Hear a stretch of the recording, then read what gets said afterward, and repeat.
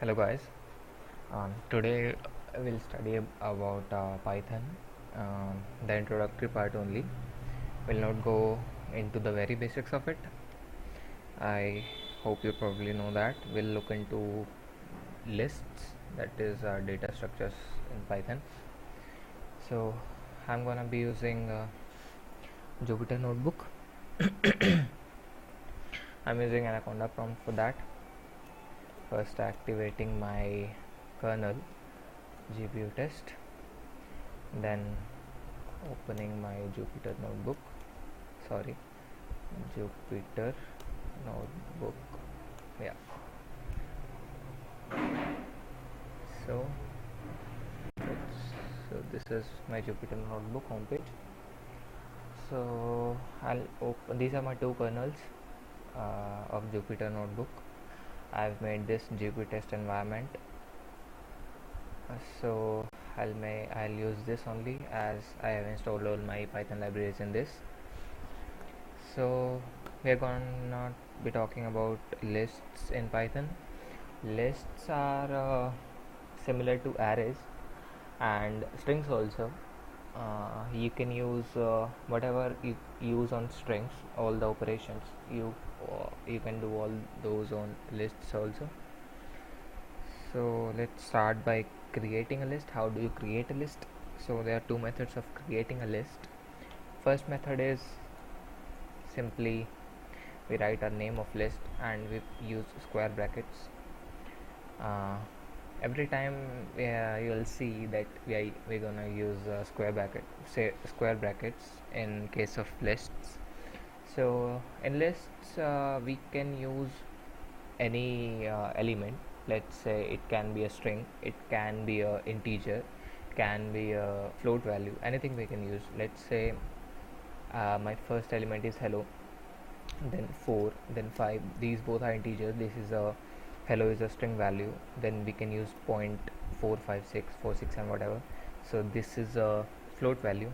So I've executed this. How do you execute and move to a new cell in Jupyter Notebook? This is a shortcut. You press shift plus enter.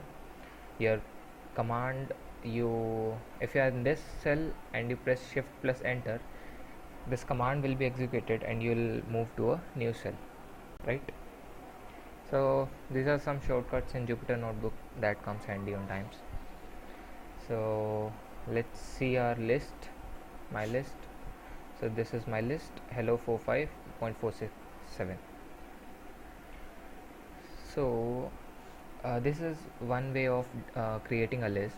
Another way of creating a list is using list function that is already present in Python.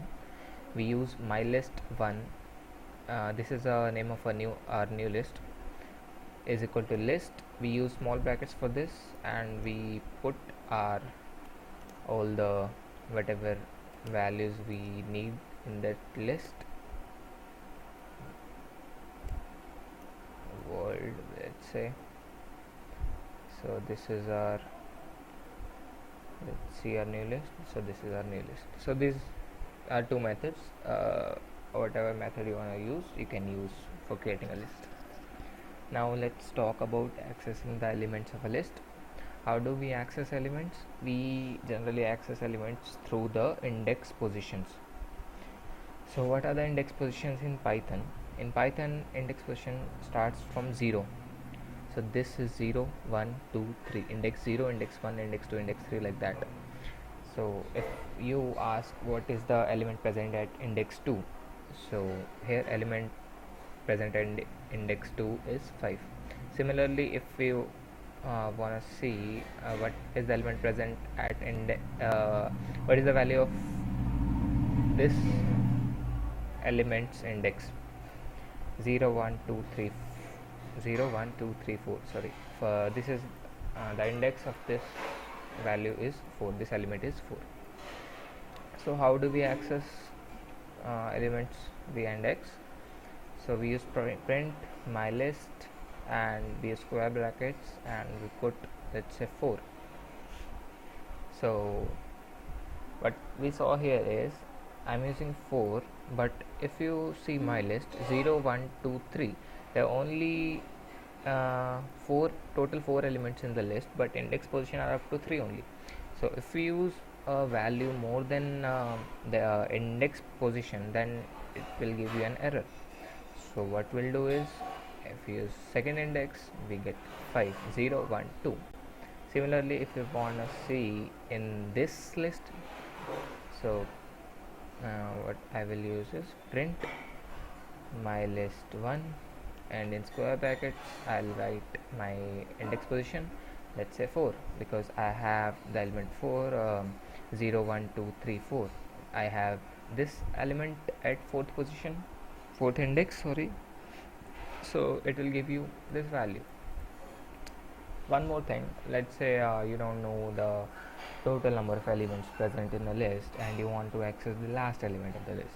So how you can do is print my list, and you can enter -1.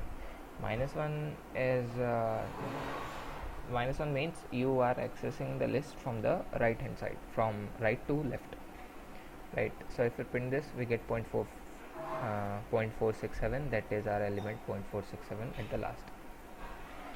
So in this way we can access all the elements of our list by index positions. But one more thing, we are accessing only single element at a time.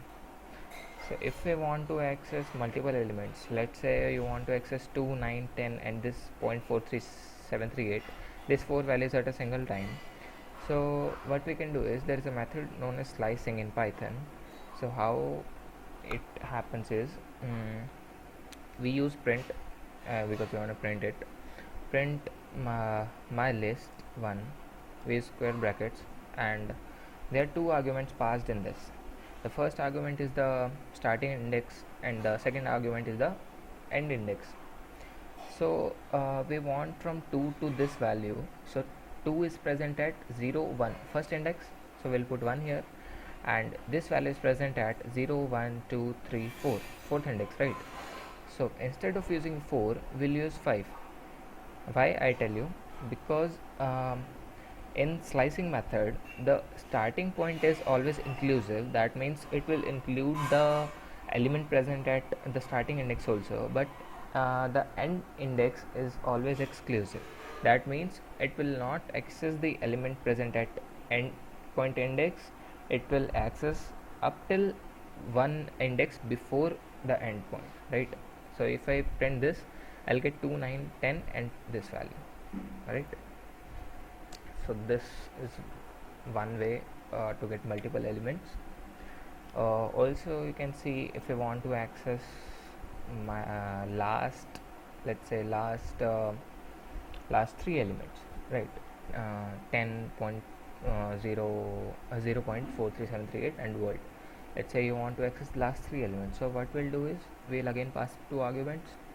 First argument is our starting point. Starting point is from right hand side, we'll start, that is minus, what is that, -3, because we are choosing last 3 elements, and this will keep as it is, because if I put 0 here, then 0, Python sees 0 as this element, right?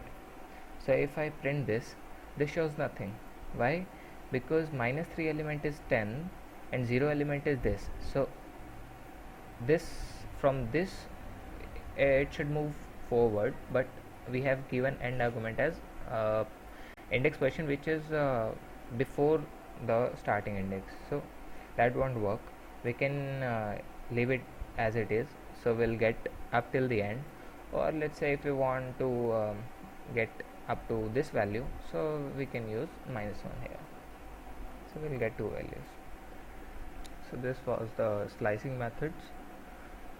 Let's see some, if we want to delete some elements in a list, or if we want to add some elements in a list. Let's see those things.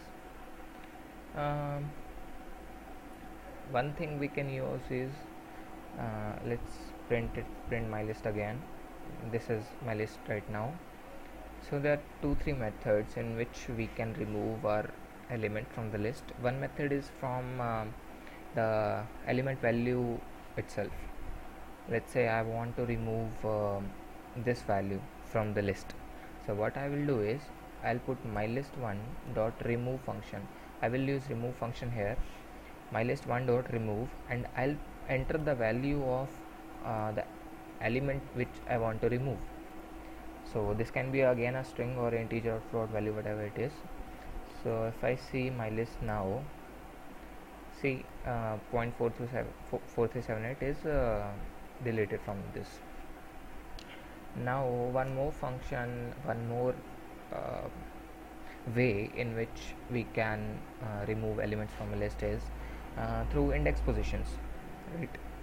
In index positions we give we use delete function works as del. We enter the name of our list, my list 1 we can say, and we put the index position. What is the index position we want to remove? Let's say we want to remove this world. How can we remove this world?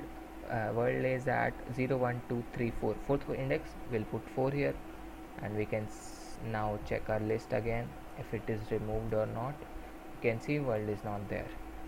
So this was the second way of removing elements from a list. One more function is present in the Python library, that is a pop function. How does pop function work is mylist1 dot pop, and same as we used in delete function, we put the element index here. Let's say I want to remove hello from this, so index of hello is 0. If I do this, so it shows us which element is removed. Now if I print my list, you can see the element is of 2 9 10 only. Now these are all for deleting elements. So if you are guessing how I'm creating new cells, you can just click here and press B in your keyboard.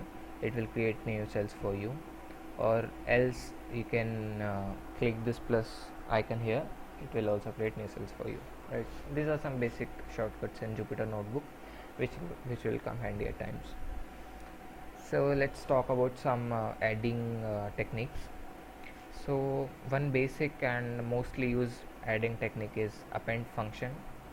My list dot append.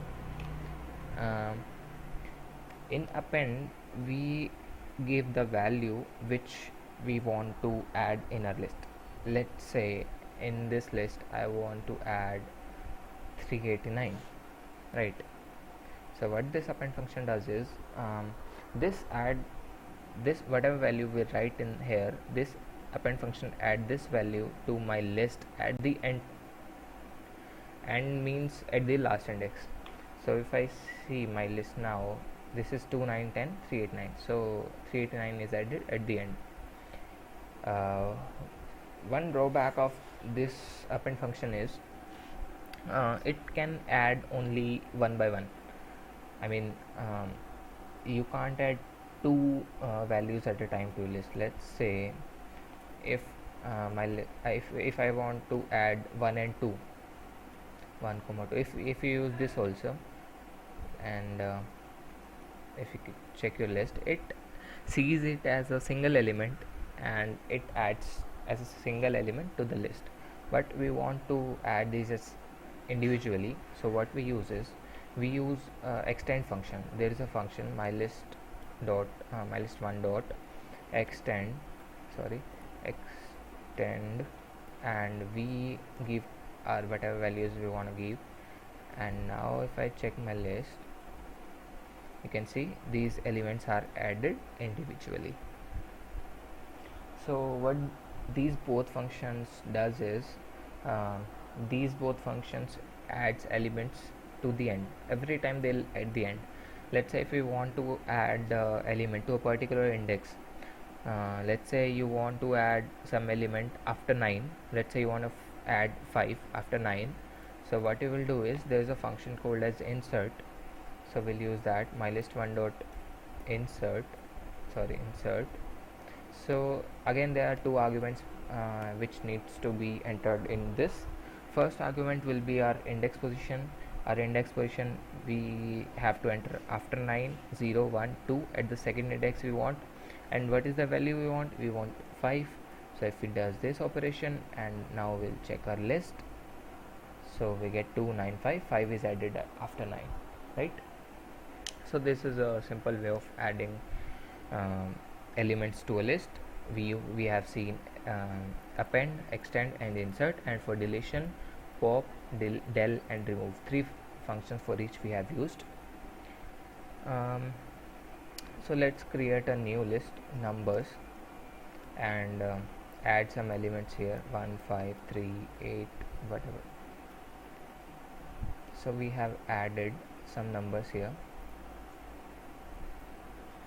If we want to check the length of these numbers, we can use the len function present in Python. It's we don't need to import specific libraries for it. It's a default function present in Python. We use numbers, length of numbers, we get 14. There are 14 elements present in a list. This is also a very useful function, like if you do programming and all, you'll use it several times. One more thing, you can sort a list also. How you can sort? There is again 2 ways in which you can sort a list. One method is use sort function. Let's say numbers dot sort, and we'll give the our list name in this.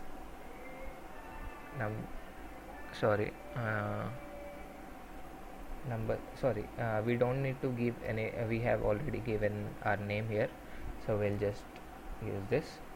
So our list is sorted now. We can check. My bad. So our list is sorted now. You can see it's in ascending order. So in this method, in this dot sort function, what this does is it sorts the list, and it make changes to our original list also. Now our original list is not this, it is this. Let's say we want to sort a list, but we don't want to we don't want to change our original list. So in that case sorry what we do is we use print sorted function, and we pass here our list name, sorted numbers. So you can see our list is again sorted, but if I will check my previous list, the list is again the same, like it's like before only. It's not sorted, right? So these numbers, my list 1, and my list, these are all the list name. You can give you anything you want. So some more things about list. Lists are mutable.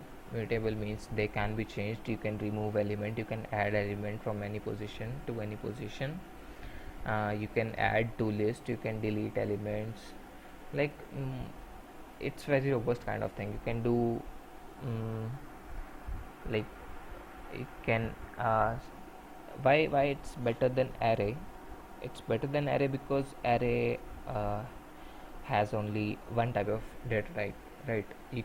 Either you can add integer or you can add string values, like only one type of data type you can add. But in list you can add multiple data types in a single list, so that's why list is more commonly used.